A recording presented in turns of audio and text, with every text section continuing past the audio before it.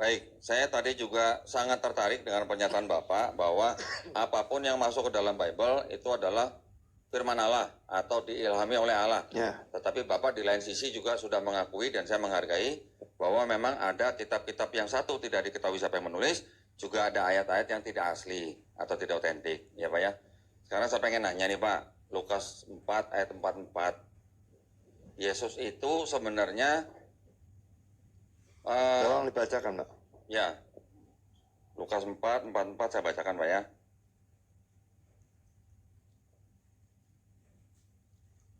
Dan ia, maksudnya Yesus nih, memberitakan Injil dalam rumah-rumah ibadat di Yudea. Sedangkan KJV, and he preached in the synagogues of Galilee. Galilee dan Yudea jaraknya 70 mil Pak. Atau kira-kira 113 km. Kira-kira yang bukan firman Allah nih yang mana Pak? Yang KJV atau yang TB? Silakan Pak. Saya menganggap, saya sudah katakan saya kira, yang benar sempurna itu hanya yang disebut autograf.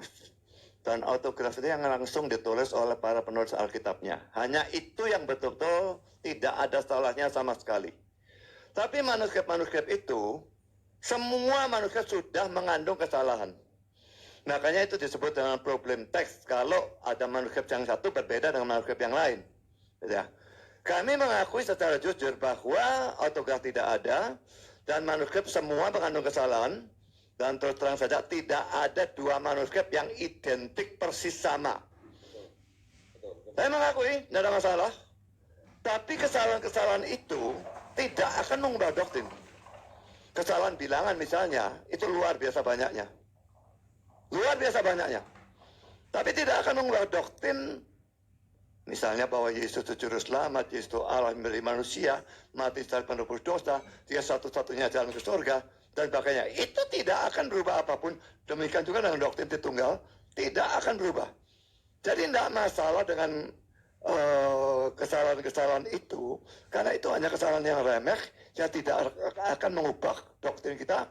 Kita percaya tahu-tahu, masuk neraka. Tidak mungkin. Silakan. Nah, berarti kalau begitu, doktrin yang Bapak anut ini adalah kan doktrin yang belum kelar Pak. Mohon maaf ya Pak ya. Belum kelarnya dari mana? Bapak percaya 100% dengan doktrin Tritunggal atau Trinitas. Tadi sore kita melihat ada orang yang percaya Allah Esa katanya. Ya. Nanti ada lagi kita melihat ada yang Unitarian gitu kan. Berarti sampai sekarang dari satu kitab yang sama itu menimbulkan doktrin yang sampai sekarang belum kelar Pak. Ya, saya tunjukkan. Kalau Bapak sebut Katolik, ini ada 73 kitab. Kalau kita sebut yang Protestan, ini ada 66 kitab.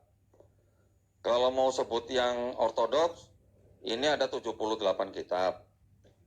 Kalau mau yang Ethiopia, ini ada 81 kitab. Nah, selisihnya ini firman Allah tuh bukan nih Pak? Silakan Pak. Yang selebihnya dari 66 kitab, bukan. Silakan.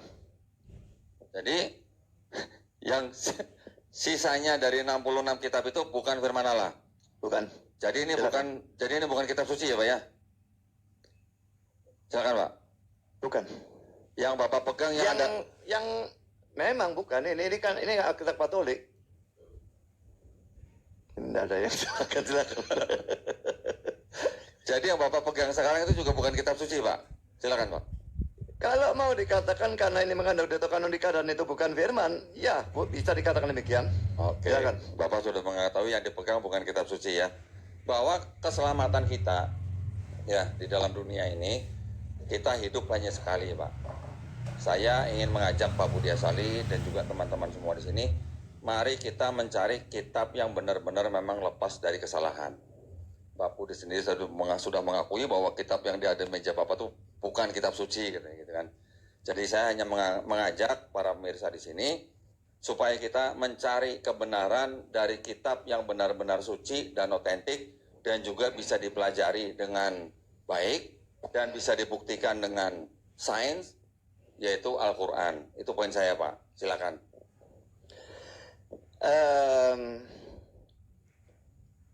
Terus terang saya tidak percaya Al-Quran dan saya hanya percaya Alkitab. Em, saya mengakui bahwa antara autograf dan salinan-salinan apalagi terjemahan itu pasti sudah ada kesalahan ya. Saya tahu klaimnya orang Muslim itu tidak mengakui hal seperti itu ya. Jadi dianggap persis sama yang Al-Quran sekarang maupun Al-Quran yang dulu atau apapun. Tapi dalam sejarahnya Al-Quran kan pernah terjadi suatu pemusnahan Al-Quran ya. Jadi diambil zamannya Utsman atau siapa namanya itu, diambil satu yang dianggap paling bagus lalu yang lain dimusnahkan. Itu pun masih ada variasi-variasi dalam Al-Quran, bukan hanya terjemahannya tetapi juga di dalam bahasa aslinya. Dan saya sebetulnya punya link-link tentang hal itu, membuktikan hal itu ada. Jadi dalam hal itu tidak ada terlalu perbedaan yang terlalu menyolok antara Alkitab dan Al-Quran. Tapi yang sekarang menjadi pertanyaan adalah yang di atas ini yang betul-betul firman Tuhan itu yang mana? Apakah ini 100%, ini 95%? Nggak, itu tidak ada urusannya. Tapi kalau ini firman Tuhan, saya punya 95% firman Tuhan. Kalau ini bukan firman Tuhan, saya punya 100%, tidak ada gunanya. Silakan. Ya, buat kami sih, kami juga tidak memaksa siapapun untuk percaya kepada Quran, Pak.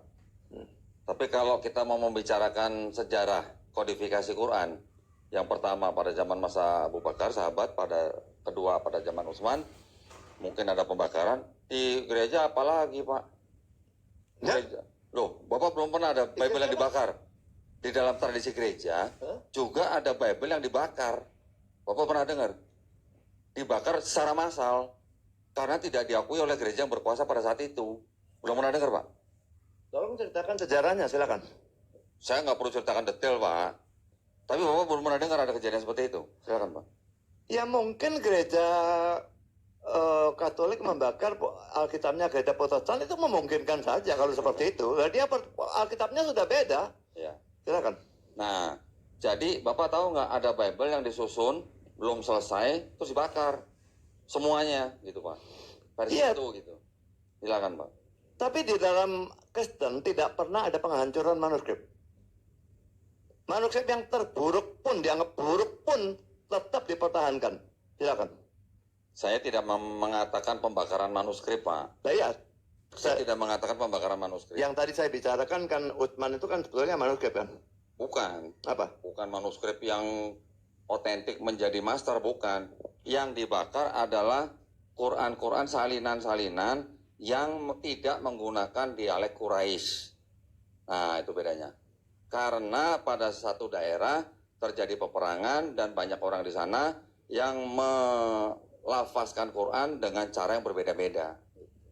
Itu adalah standarisasi pelafasan yang dibakar. Tahu dari mana yang ini yang lebih benar daripada yang itu? Silakan. Karena diturunkan dalam dialek Quraisy, Pak. Silakan. Diturunkan apa? Dalam dialek Quraisy. Silakan. Terus kenapa kalau dialog itu kok mesti salah? Silakan. Karena diturunkan dalam dialek Quraisy, makanya kalau orang yang mengucapkan selain dialek Quraisy, mereka jadi bisa ribut, bisa saling bunuh-bunuhan gitu loh, Pak. Karena artinya bisa berbeda. Tulisannya sama kan? Tulisan hijaiyahnya mungkin sama, tetapi tanda bacanya mungkin berbeda. Tapi itu pun juga kan karena memang belum ada tanda baca pada saat itu. Jadi, kalau tulisannya ngomongnya berbeda, berarti kan artinya bisa berbeda, Pak. Silakan, Pak. Nanti Ya, kalau tapi kita mau bahas, kalau Alkitab dihancurkan itu ya karena musuh beda aliran lalu Alkitabnya yang sana dihancurin ya itu bisa saja. Tapi orang Kristennya yang benar, yang Injil, yang Alkitabiah itu jujur dalam persoalan itu tidak ada manuskrip yang dihancurkan.